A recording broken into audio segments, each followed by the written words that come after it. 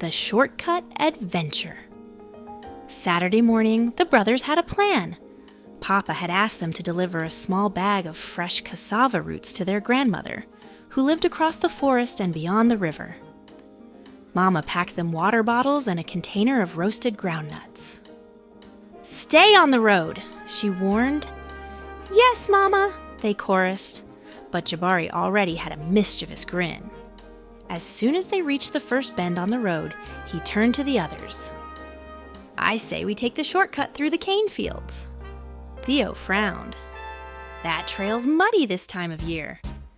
"Exactly," said Jabari. "More fun," Tambo barked in approval. So, into the tall sugarcane they went.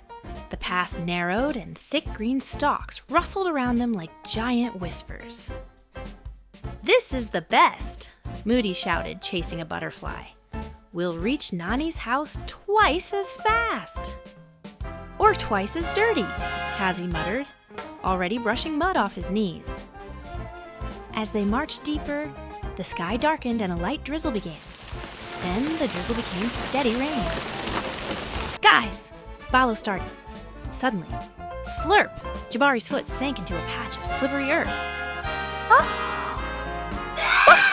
The ground gave way beneath them. In an instant, all 5 brothers and Tambo were sliding down a muddy slope, yelling and flailing as mud flew everywhere. "Ah! I lost my shoe. Tambo just passed me."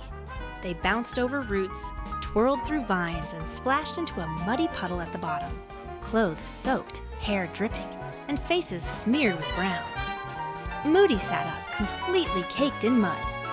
That was awesome! Tambo shook himself dry, spraying everyone again. Jabari burst out laughing. "Best shortcut ever!"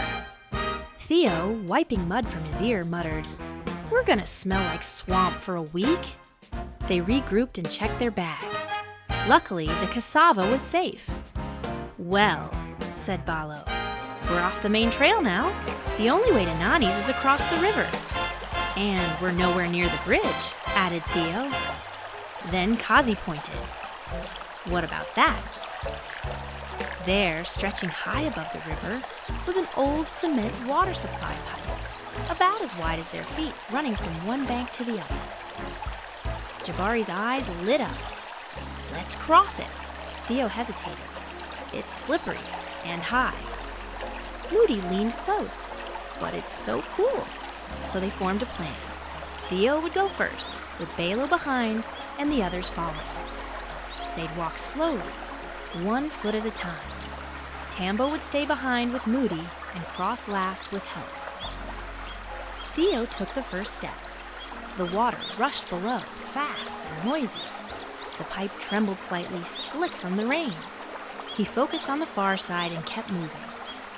Balo followed, arms out like an acrobat. "Don't look down," Jabari called from behind. Kazi took a deep breath and stepped on.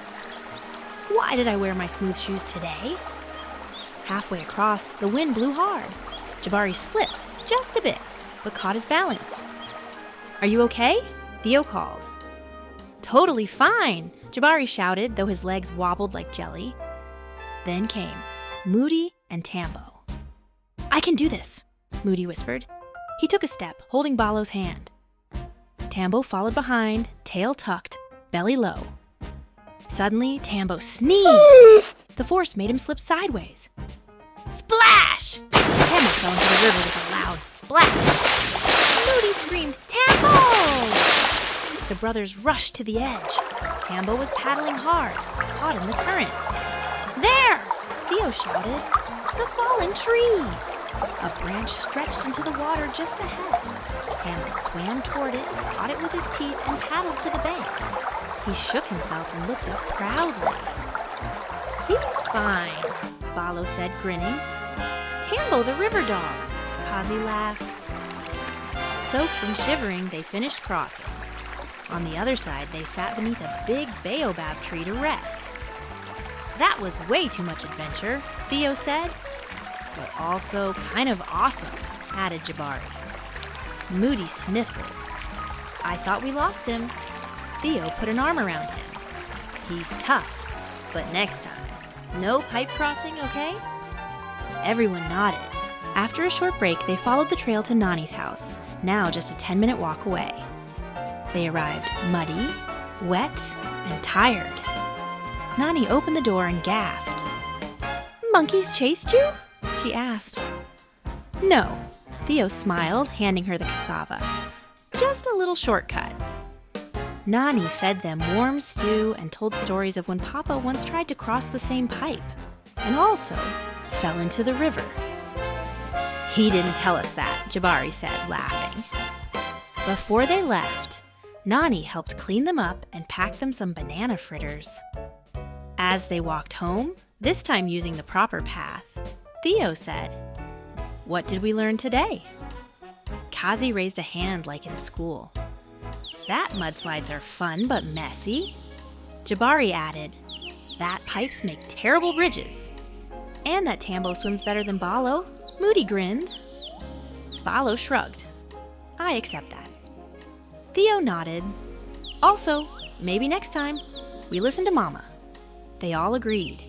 And so, the shortcut that became the long cut, full of mud, mishaps, and monkey-like swings, turned into one of their most memorable days yet.